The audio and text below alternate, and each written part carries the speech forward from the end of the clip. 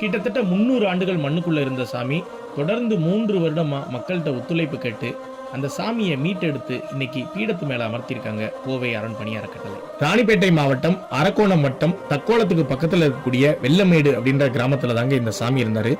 300 வருடங்களா மண்ணுக்குள்ள இருந்த சாமியை கடந்த 3 வருடத்துக்கு முன்னாடி கோவை அரண்பணி அறக்கட்டளை மண்ணில இருந்து மீட்டெடுத்து வெளியில வச்சிருந்தாங்க.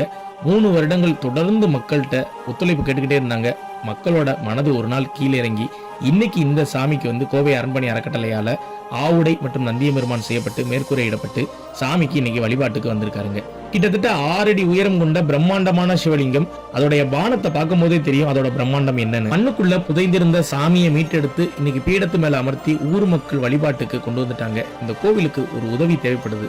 அது என்ன அப்படின்னு நம்ம பார்க்கும்போது இந்த சாமிக்கு கீழே தளம் அமைக்கக்கூடிய பணி இருக்குதுங்க. அந்த பணியை யாராவது ஒரு டோனர் ஏற்றுக்கிட்டீங்க அப்படின்னா ரொம்ப சந்தோஷமா இருக்குங்க. ஏன்னா கிட்டத்தட்ட ஒரு 300 ஆண்டுகள் வழிபாடே இல்லாம மண்ணுக்குள்ளேயே புதைந்திருந்த சாமியை மீட்டெடுத்து வெளியில வந்திருக்காரு. அவருக்கு ஒரு உதவி நீங்க நிச்சயம் செய்யணுங்க.